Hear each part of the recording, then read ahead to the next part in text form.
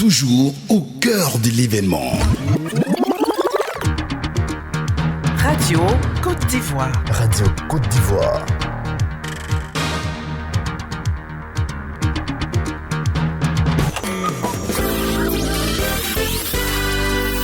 Il est 6h. Bonjour et bienvenue à vous tous qui nous rejoignez sur Radio Côte d'Ivoire. Tout de suite, le journal, le 6h, il est présenté par Matt Akissi. Bonjour Matt. Bonjour Didier, bonjour à tous. À la une, lutte contre la Covid-19 en Côte d'Ivoire. Plus de 35 000 doses de vaccin AstraZeneca réceptionnées hier à l'aéroport Félix Houphouët-Boigny par le ministre de la Santé. Des lots de vaccins qui viennent renforcer la stratégie vaccinale adoptée par la Côte d'Ivoire. À suivre également le projet d'assurance lancé dans le secteur des transports. Désormais, les chauffeurs de transport en commun ainsi que leurs familles pourront bénéficier d'une assurance entre 50 et 80% de taux de couverture. L'initiative est de la coordination des gares routières de Côte d'Ivoire. Et puis au Gabon, un projet de loi durcissant les critères d'éligibilité à la présidence fait polémique. Il a été adopté il y a une semaine par le gouvernement. Vous écoutez la radio de la Côte d'Ivoire. Merci et bienvenue. Ouvrant sur la lutte contre la Covid-19, plus de 35 000 doses de vaccins AstraZeneca sont arrivées hier à l'aéroport Félix Houphouët-Boigny. Et c'est le ministre de la Santé qui a réceptionné ce lot de vaccins offert par l'État de l'Islande dans le cadre de l'initiative COVAX. Ces vaccins contribueront, selon Pierre Demba, à intensifier la vaccination des Ivoiriens contre la maladie. C'est un premier lot donc, de 35 000 doses que nous recevons de l'État de l'Islande et ces lots-là seront complétés par d'autres dons et éventuellement donc, une autre contribution de COVAX. Ça permettra donc de rattraper tous ceux qui ont eu la première dose AstraZeneca et d'aller plus loin donc, dans la vaccination de la Côte d'Ivoire. Avec ce lot que nous recevons, c'est environ au total plus de 3 millions de doses de vaccins que nous recevons en Côte d'Ivoire. Nous avons depuis la fin de la semaine franchi la barre de 1 700 000 doses administrées et je pense que la vaccination va s'intensifier les prochains jours pour vraiment vacciner le maximum d'Ivoiriens. Et parlons neuf. La Côte d'Ivoire a enregistré hier 19 septembre 131 nouveaux cas confirmés, 97 guéris et 5 nouveaux décès. Le ministre de la Santé invite toutes les personnes de plus de 18 ans à se faire vacciner dans les centres de vaccination. Autre actualité, les élus, cadres et leaders du Zanzan s'imprègnent de la mission du ministre-gouverneur. Lors d'une rencontre initiée ici même à Abidjan, la place d'un district dans le développement a été longuement expliquée aux populations. Le gouverneur appelle les filles et fils à se donner la main pour construire le Zanzan. Souleymane Touré, ministre-gouverneur du district du Zanzan. Le district autonome est une entité territoriale particulière. Il est régi par les règles de la déconcentration et de la décentralisation. Le district autonome est chargé d'assurer la coordination et le suivi des activités dans le respect de l'intégrité territoriale, de l'autonomie des attributions des autres collectivités territoriales et en harmonie avec les orientations nationales. L'objectif premier des districts, c'est la création de nouveaux pôles de développement. Pour pouvoir atteindre cet objectif, c'est ensemble.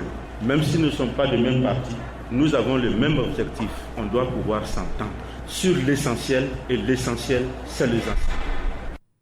Parlons à présent du projet d'assurance dans le secteur des transports en commun. Les chauffeurs de véhicules de transport en commun ainsi que leurs familles pourront désormais bénéficier d'une assurance d'un taux de couverture entre 50 et 80%. L'initiative est de la coordination des gares routières de Côte d'Ivoire. De nombreux chauffeurs ont pris part donc au lancement de ce projet. On écoute quelques-uns qui se réjouissent de l'arrivée de cette assurance. Depuis longtemps, nous prenons carburant. Nous n'avons jamais vu ça. Moi, je me suis jeté dedans. Parce que d'habitude, je donne l'argent, je n'ai jamais vu, je n'ai jamais attendu ça. Mes frères chauffeurs, mes frères collègues ont refusé. Mais moi, j'ai dit, je serai votre cobaye. Je vais tenter et je vais voir ce qui est dedans pour que vous me suiviez. Je suis venu, aujourd'hui, je suis content parce que j'ai ma carte. Je suis rassuré. Je tiens à leur dire que je serai leur porte-parole, leur ambassadeur dans ma base. Rasba Ibrahim, délégué CNGC à la Livra 2. Ce qu'il y a mis dans le projet prend plusieurs personnes dans ma famille. Il y a des enfants, il y a ma femme. En plus de ça, moi-même, là, c'est un avantage pour nous. Alors que nous ne déposons rien, il suffit seulement d'aller à la station pour aller faire vos achats de bois. Tous mes camarades, chauffeurs au niveau de la Livra 2, les chauffeurs membres de l'ASECO, tous les délégués de CNGCI, de faire les achats pour pouvoir bénéficier de cette assurance. Un mot de littérature, zoom sur la carte du Parti Souvenir d'enfance. La carte du Parti Souvenir d'enfance, c'est bien le titre du tout premier ouvrage du journaliste de la radio-télévision ivoirienne Ali Yodar. Dans cette œuvre, l'auteur partage avec le lecteur la trame des souvenirs de son enfance, des notions sur l'islam, mais surtout les valeurs dans la société africaine. On en sait plus avec Corona Congo. C'est le regard d'un enfant qui emmagasine des vécus, des expériences et pose un regard sur les valeurs en société, mais aussi sur l'islam. Une idée de ce que l'auteur Ali Yodar nous réserve dans son œuvre. La volonté de partager certaines expériences avec la jeune génération. C'est-à-dire que nous autres, nous avons connu une certaine enfance qui n'est pas celle que nous donnons à nos enfants aujourd'hui. Et je pensais que ce que j'ai vécu, certains pans de l'histoire de mon enfant pourraient intéresser nos enfants d'aujourd'hui. Il ne faut pas que les enfants, du traitement que les parents leur donnent à la maison, pensent que c'est de la maltraitance. C'est une façon africaine d'éduquer aussi nos enfants. Une fierté bien évidemment pour le directeur général de la RTI, Fosseni Dambélé, qui salue cette dynamique au sein de la Maison Bleue. Particulièrement, nous sommes heureux et fiers que ce soit un ancien de la maison qui produit cette œuvre. Vous avez vu les Dendane, les Ricardo Somon et bien d'autres qui produisent des œuvres sur leur expérience professionnelle, mais également des œuvres de littérature. Et je voudrais féliciter ceux qui s'y sont jetés et appeler tous ceux qui sont là à en faire de même. Il y a du vécu qu'il faut restituer, chacun avec son inspiration et son style, mais il ne faut pas être muet, il faut vraiment livrer à la postérité ce que nous avons vécu et ce que nous savons. La carte du Parti Souvenir d'enfance, l'ouvrage du journaliste Ali Yodar, est disponible dans toutes les librairies de Côte d'Ivoire. Direction le Gol, le nouveau président des Jeunes du Guibérois place son mandat sous la lutte contre la migration irrégulière. Éric Babli, nouvellement élu, a été présenté au maire de la localité. Au cours d'une rencontre avec les autorités locales, le président de la jeunesse s'est engagé à lutter contre la migration irrégulière constatée chez les jeunes. Selon lui, ce phénomène est dû à l'oisiveté. Depuis 2019, nous sommes engagés dans un programme national de sensibilisation, donc de lutte contre ce phénomène qui déshumanise et qui endeuille nos villages, qu'est l'immigration clandestine. Aujourd'hui, avec notre programme que nous trouvons à l'échange, qui s'oriente exclusivement vers l'insertion, vers la création, bien entendu, des projets d'insertion socio-économique, nous demandons à la jeunesse de Guibérois de se faire confiance, car aujourd'hui, ces choses faites, ces choses promises, ces choses faites, nous allons effectivement lutter pour que cette jeunesse puisse effectivement se prendre en charge. Nous demandons à toute la jeunesse, qu'elle soit malinquée, qu'elle soit BT, qu'elle soit à Caen, nous demandons à toutes les instances de jeunesse à Guibérois à s'unir, à se mettre ensemble et à défendre véritablement notre objectif, notre idéal, l'autonomisation. Nous allons audiner beaucoup de filets de la douane. La sous-direction d'Audiné a procédé vendredi donc à l'incinération de plusieurs tonnes de produits de qualité inférieure interdits par la loi ivoirienne. C'est ce que nous rapporte notre correspondante Anne Koné. Les produits ont été saisis au cours de ces 12 derniers mois. Il s'agit de 128 cartons de cigarettes et de médicaments pour une valeur de près de 70 millions de francs CFA. Bogno Anissé est le sous-directeur des douanes. Les cigarettes, plusieurs marques, et puis il y a des MKIF, les comprimés, les sirops, et tout que les gens prennent pour grossir les fesses, tout ça. On a saisi pour les MKIF 58 cartons d'un poids total de 829 kg et d'une valeur totale de 4 145 000. Voilà, et 218 cartons de cigarettes pour une valeur de 65 400 000. Et la saisie a été effectuée dans le Orofla, plus précisément à Sémé. C'est des produits qui sont illicites et c'est un manque à gagner même pour l'État. Des produits dangereux également pour la santé.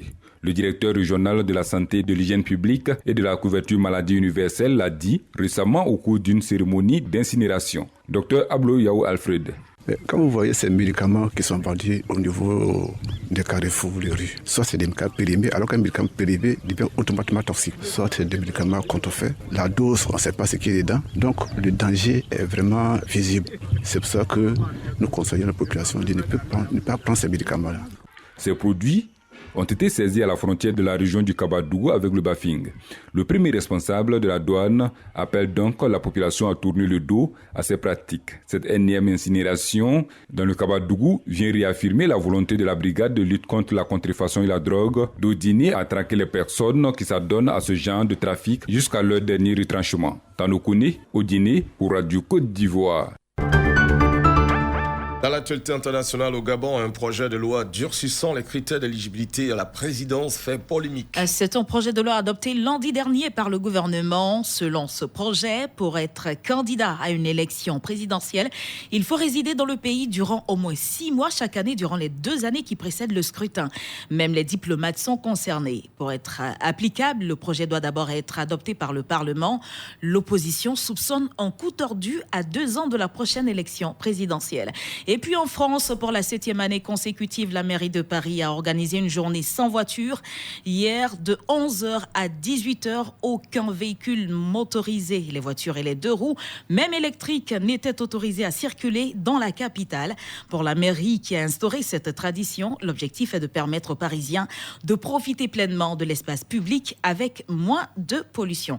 Et c'est ici que prend fin cette édition. Retenez pour l'essentiel, la lutte contre la Covid-19 en Côte d'Ivoire. Plus de 35 000 doses de vaccins AstraZeneca réceptionnées hier à l'aéroport Félix Houphouët-Boigny par le ministre de la Santé.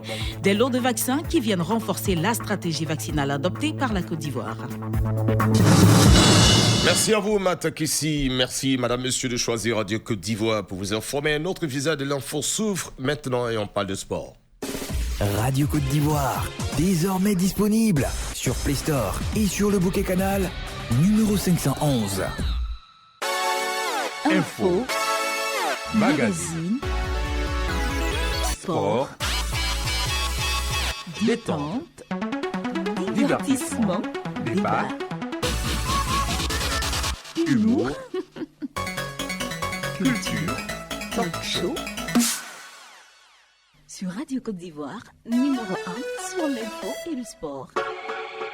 MTN Momo fait péter les prix rien que pour toi. Incroyable! Jusqu'au 23 septembre, c'est 1% de frais sur tous tes retraits de 100 000 francs à 500 000 francs. Et profite de frais fixes de 5 000 francs pour tous les retraits supérieurs à 500 000 francs. Que ce soit 600 000 francs, 700 000 francs ou même 1 million de francs, les frais restent bloqués à 5 000 francs. Et ce n'est pas tout. Les frais des transferts sont gratuits tous les jours sur les 2 premières transactions. Alors, tu attends quoi pour taper étoile 133 dièse? Everywhere you go.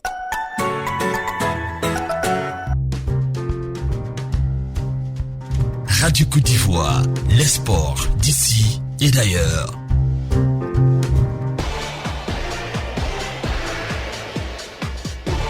Le journal des sports. Serge Dacoury.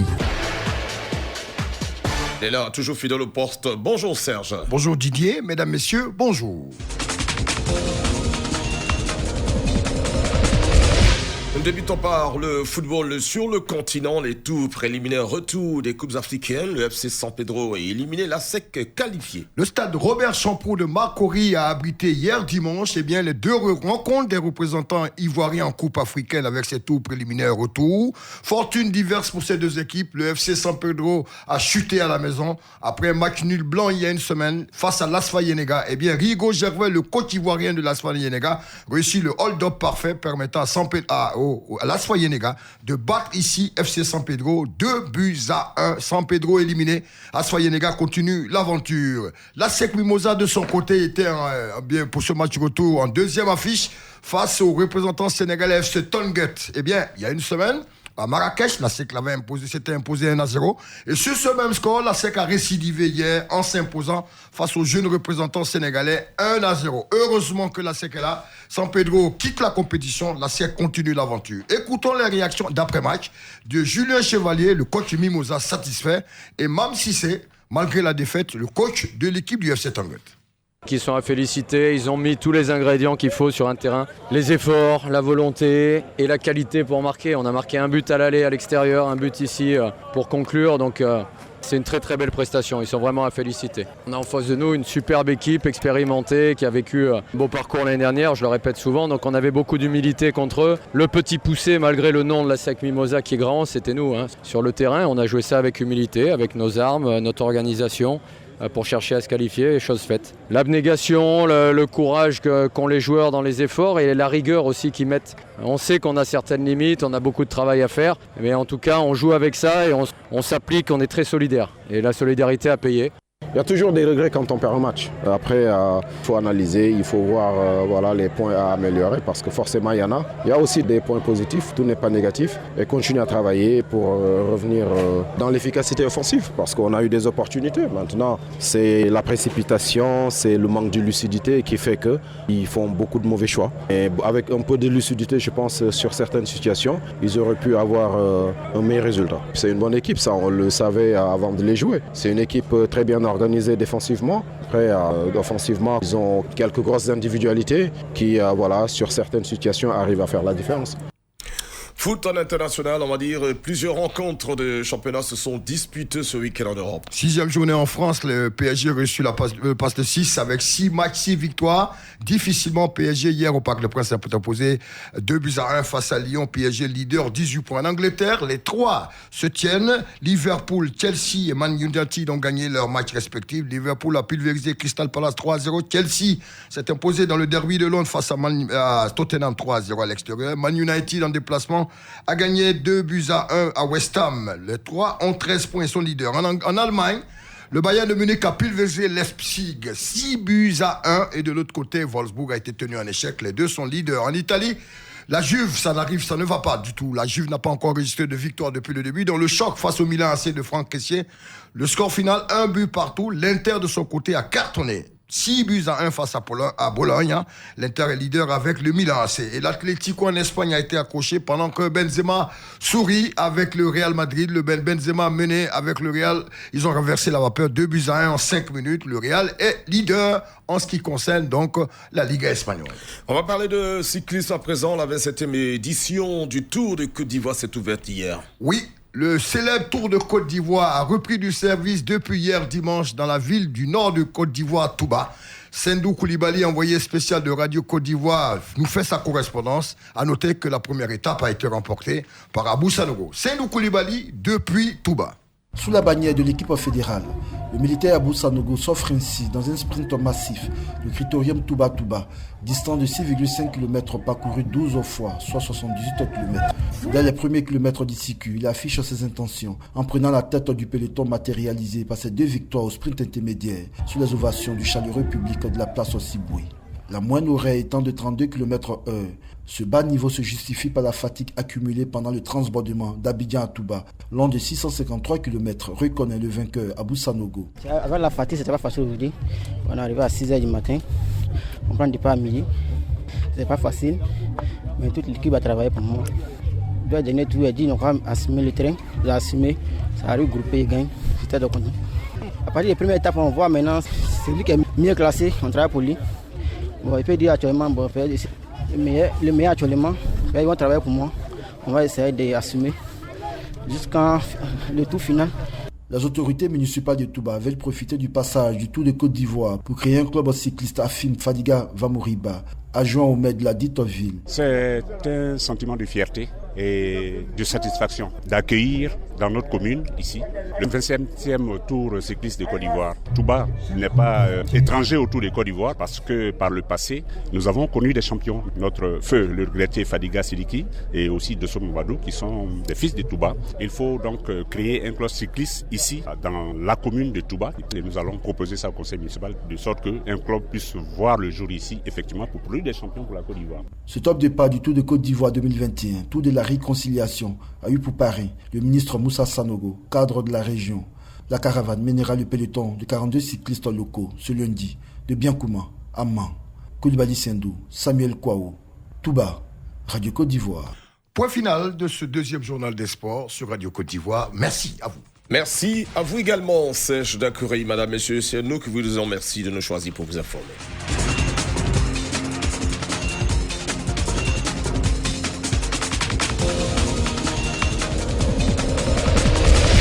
Nous en arrivons à notre invité du jour. Ange Kouadio reçoit la ministre Anne Ouloto.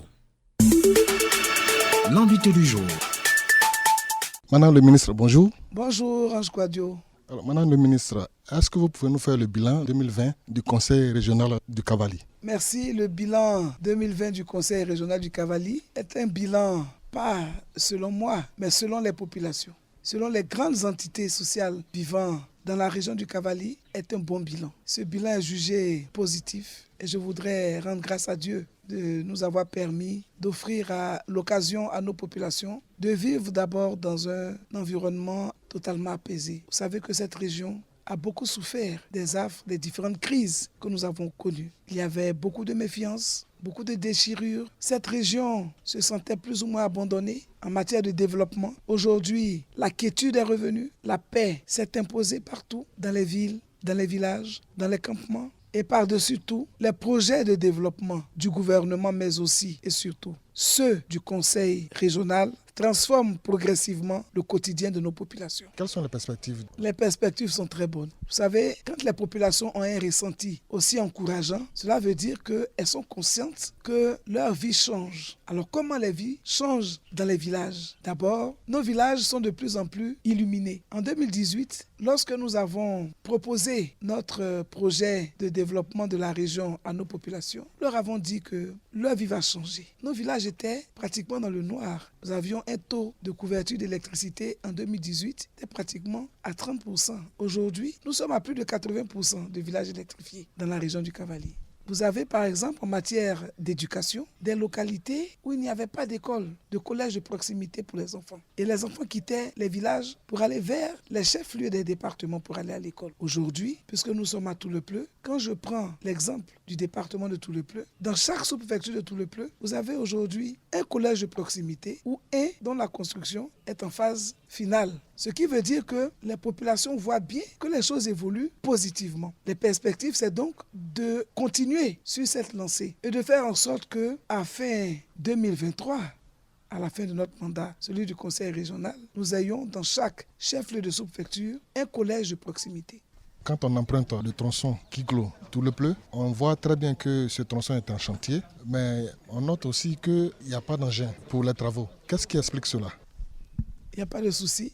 Ce sont des procédures de gouvernance qui doivent être respectées, mais nous avons espoir que d'ici à la fin 2021, nous ferons la fête de la route. Blolequin-Toulepleu, la fête de la route. Guiglo-Blolequin, la fête de la route. Toulepleu-Zongnien, la fête de la route tout simplement. Et la fête du développement. Est-ce que les travaux de ce tronçon étaient une promesse de campagne du président Alassane Ouattara? Ah oui, ce ne sont pas des promesses, mais des engagements du président Ouattara. Or, vous savez très bien que ce qu'Alassane Ouattara dit, il le fait. Donc moi, je n'ai aucune inquiétude. Alors, Madame le ministre, d'aucuns prédisaient le pire à Toulepleu à la veille de l'élection présidentielle de 2020, mais le pire n'est pas arrivé. Quel a été le message? N'arrivera pas. Quel a été le message que vous avez porté aux populations pour maintenir cette accalmie? Le pire n'est pas arrivé et le pire n'arrivera pas, par la grâce de Dieu. Parce que nous avons à la tête de l'État de Côte d'Ivoire un commandant en chef, comme j'aime à l'appeler, le président Ouattara, qui aime son peuple et qui se donne les moyens de sa politique, qui met tout en œuvre pour garantir la sécurité aux populations. Le pire n'arrivera pas. Le président Ouattara n'arrête pas de multiplier les initiatives pour l'apaisement du climat sociopolitique. Vous savez, avec la relance d'ailleurs du dialogue politique, les populations sont heureuses et cela nous permet d'atteindre nos objectifs. Le pire n'arrivera pas à Toulepleu et dans le Cavali parce que nous bénéficions de la confiance de nos populations, à qui nous avons dit qu'il n'y aura rien et qu'il fallait qu'elles fassent confiance au président Ouattara. Nous leur avons dit que Toulepleu et le Cavali méritent aussi leur part de développement. Mais pour avoir le développement, il faut la paix. Ce que nos populations attendent des politiques que nous sommes, c'est la paix, c'est le développement. Et donc finalement, les populations qui ont été fortement impactées par les dernières crises qui ont eu lieu dans notre pays, et en particulier dans cette région du pays, ces populations-là ne veulent plus voir de guerre dans leur région. Elles veulent entendre des messages de paix et de développement. C'est la raison pour laquelle les messages de haine, les messages guerriers, les messages de division n'ont pas porté de fruits. Les populations nous ont fait confiance et je voudrais leur rendre hommage. Nous étions au quotidien avec nos parents, aux côtés des populations, dans les villages, dans les campements. Et nous leur avons passé le message d'amour, de fraternité, de paix pour le rayonnement du Cavali, pour une Côte d'Ivoire forte et solidaire. C'est ce message qui a été entendu. Nous leur avons dit que élection, ce n'est pas palabre, comme on aime à le dire communément en Côte d'Ivoire. Élection, ce n'est pas palabre. La démocratie, c'est la liberté de choisir le candidat qui, à mon avis, peut me permettre de changer ma vie et d'aller au développement. Ici, à Toulepleu, il n'y a eu aucun incident, aucune urne cassée. Les jeunes ont fait droit à cet appel à la paix. Je n'arrêterai pas de leur rendre hommage, de leur dire merci. Et c'est la raison pour laquelle, avec le président de la République, nous avons décidé de faire en sorte que le mandat de 2021 à 2025 ait pour priorité la jeunesse. Voici un peu pourquoi ça fonctionnait à tout le pleu et dans le Cavali, pourquoi les populations nous font confiance. Et je prie Dieu de nous y aider. Merci à vous, Madame le ministre. Merci. Voilà, c'est ici que nous fermons la première session d'information. Une autre va s'ouvrir à 7h, mais n'oubliez pas, il y a le débat tout à l'heure avec Jérôme Kouakou. Je vous donne justement le sujet de la parole est à vous. Sécurité routière en Côte d'Ivoire, la phase de répression des infractions au code de conduite a démarré le 7 septembre dernier. 3 semaines après la rentrée en vigueur de la vidéo-verbalisation, les accidents ont baissé de 30% selon le ministère des Transports. En outre, les populations constatent une augmentation du tarif des transports en commun. Quel commentaire vous inspire cette situation? Il vous attend dans quelques minutes. Jérôme Kouakou au téléphone, c'est le 27 20 21 44 48, 27 20 24 27 87. Et puis vous pouvez également suivre tous nos programmes sur le bouquet Canal Plus numéro 511. Rappelons que le débat est déjà ouvert sur notre page Facebook. Vous tapez un seul mot Radio Côte d'Ivoire. Je vous retrouve juste après ceci.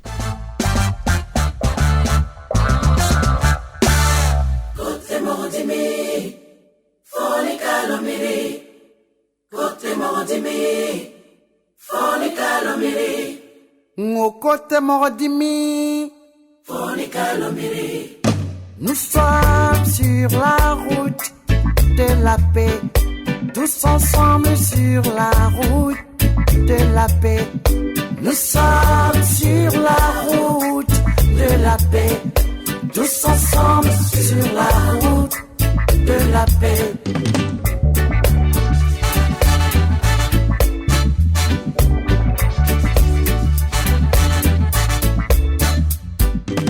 Que la lumière dans nos cœurs guide nos pas. La divine lumière illumine nos voies. L'horizon annonce la fin de l'Armageddon.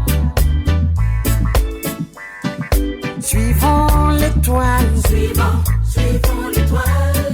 suivons l'étoile de la réconciliation. Suivons l'étoile. Nous sommes sur la route de la paix, tous ensemble sur la route de la paix. Nous sommes sur la route de la paix, tous ensemble sur la route de la paix.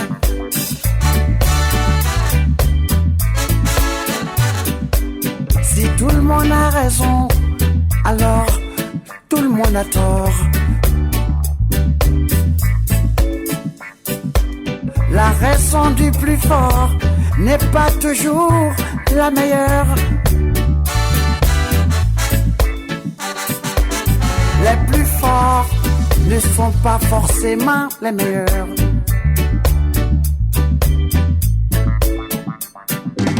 Côté Morodimi, Fonika Lamiri. Côté Morodimi, Fonika Lamiri. Côté Morodimi, Fonika Lamiri.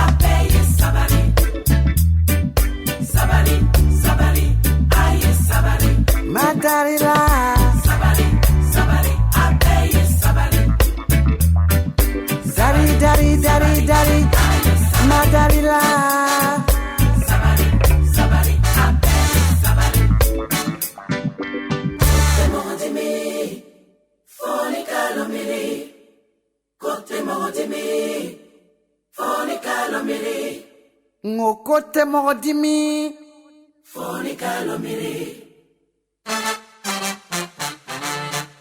Dieu est notre force.